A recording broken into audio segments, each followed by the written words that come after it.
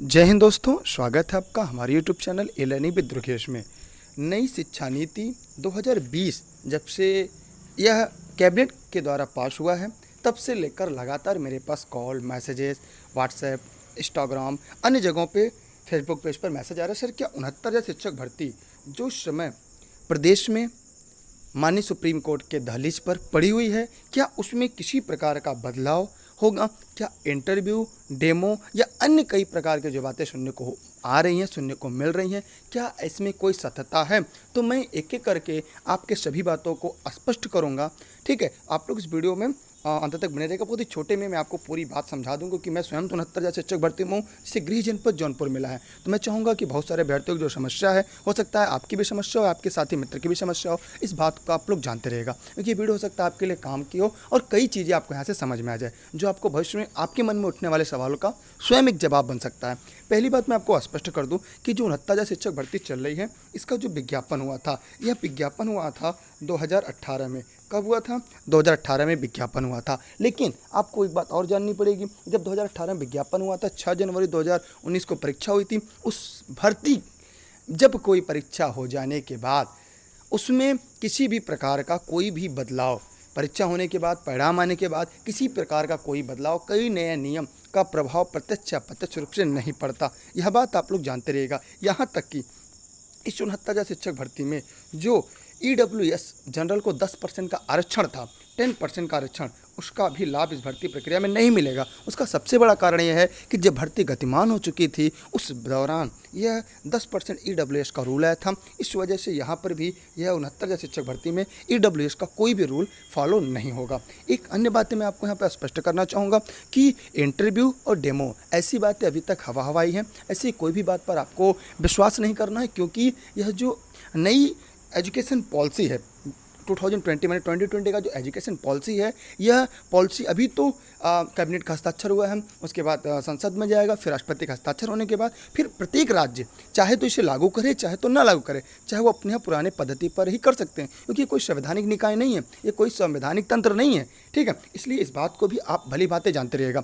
69,000 के अलावा जो आगामी भर्ती परीक्षा की तैयारी कर रहे हैं, वह इस बात को जानते रहें कि अभी इतनी जल्दी कोई भी बड़ा परिवर्तन आपको देखने को नहीं मिलेगा, क्योंकि भी जो सरकारें जिस तरह से चला रही थी, उसी तरह भर्ती प्रक्रियाएं चलेंगी। इंटरव्यू, डेमो जैसी अफवाहों से दूर रहें और अपने मन में इस बात को बिठा लें। दूसरी बात, एक लगातार प्रश्न आ रहा है कि सर क्या 69,000 शिक्षक भर्ती जो है, जो चल रही है, जो मामला क्लियर होने के बाद क्या कक्षाओं में जाकर हमें डेमो देना पड़ेगा? जी नहीं, जो अब आपको माननीय न्यायालय के बाद नियुक्ति पत्र मिलेगा, नियुक्ति पत्र के बाद आपको लागबुक पर हस्ताक्षर कर आप अपना जान ही लेंगे। अब अन्य प्रकार की किसी प्रक्रिया से आपको नहीं जुड़ना है। और नई एजुकेशन पॉलिसी के तहत जो योजनाएं आएंगी, उस योजनाओं का अगर आपको उत्तर प्रदेश में जिस हिसाब से आपको मिलेगा, उस हिसाब से आप क्या करेंगे, उन्हें अपने प्राथमिक विद्यालयों में लागू करेंगे। लेकिन उसके आप न प्रत्यक्ष अप्रत्यक्ष रूप से इस समय भर्ती में किसी प्रकार का प्रभावित होगा नहीं। यह बात आप लोग अच्छी तरह से भली बात जानते रहिएगा।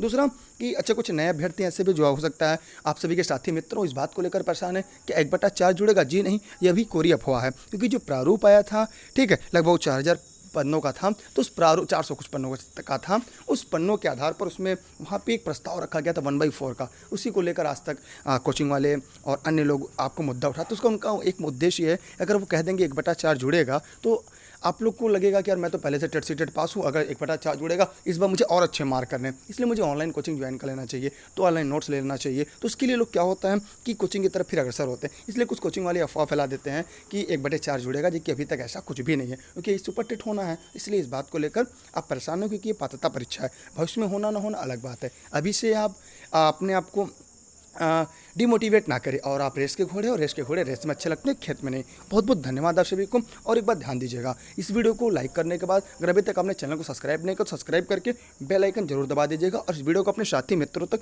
जरूर पहुंचाइएगा। उसका सबसे बड़ा कारण यह है कि बहुत सारे लोग परेशान इस बात को लेकर 69,000 में कोई दिक्कत, तो ऐसा कुछ भी नहीं है, यह बात जानते रहेगा। बहुत सारे लोग ऐसे भी हैं जिनको ये पता ऑलरेडी, लेकिन जिनको नहीं पता वो वीडियो को शेयर कर दें, उन सभी मित्रों तक चला जाए, कि ताकि आप अफवाहों के भेंट ना चढ़े। बाकी माननीय न्यायालय के घर में जो फैसला है, जब भी ऑर्डर रिलीज होगा तो बाकी चीज़ें क्लियर हो जाएंगी, और बाकी अपडेट आपको तब मिलता रहेगा। आप टेलीग्राम पे अगर अभी तक मेरे साथ नहीं जुड़े हों ए लर्निंग विद दुर्गेश से, तो आप टेलीग्राम पे जुड़ सकते हैं, बिना स्पेस के दुर्गेश सर सर्च करके।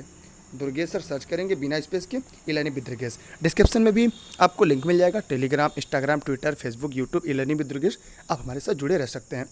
बाकी आपको मेरी तरफ से ढेरों शुभकामनाएं। ईश्वर करे दिन दुना रात चौगुना आप आगे बढ़ते रहें और अपने कर्तव्य पथ पर लगातार बढ़ते रहें। अगर आपके मन में कोई डाउट, कोई समस्या है नई शिक्षा नीति से लेकर, आप अपना सवाल कमेंट बॉक्स में कमेंट कर सकते हैं। और साथ ही साथ अगर आपके मन में कोई भी डाउट होती है आने वाली भर्ती में, आगामी भर्ती में, वर्तमान भर्ती में, किसी प्रकार की समस्या, आप हमारे साथ जुड़े रह सकते हैं। और आपको किसी भी समस्या को अगर आपको लगता है कि आप मुझे पूछने योग्य, सिवाय 69 शिक्षक भर्ती में जो मामला न्यायालय में, उसके अलावा आप किसी भी प्रश्न को पूछ सकते हैं कि भर्ती पे क्या होगा, क्योंकि वह जो माननीय न्यायालय में है उस बात पर किसी प्रकार की टिप्पणी नहीं कर सकता। तो बहुत बहुत धन्यवाद आप सभी का। वीडियो को शेयर जरूर करिएगा और लाइक कर दीजिएगा, क्योंकि आपके ऊपर है, लाइक करें या लाइक करें, क्योंकि आपके व्यक्तित्व को दर्शाता है। एक अध्यापक है तो बाकी मैं उम्मीद करता हूँ कि आप लाइक जरूर करेंगे, क्योंकि आप उनमें से नहीं हैं। उन क्या कहते हैं उनको जाने दीजिए। ठीक है, बहुत बहुत धन्यवाद आपका। जय हिंद, जय भारत।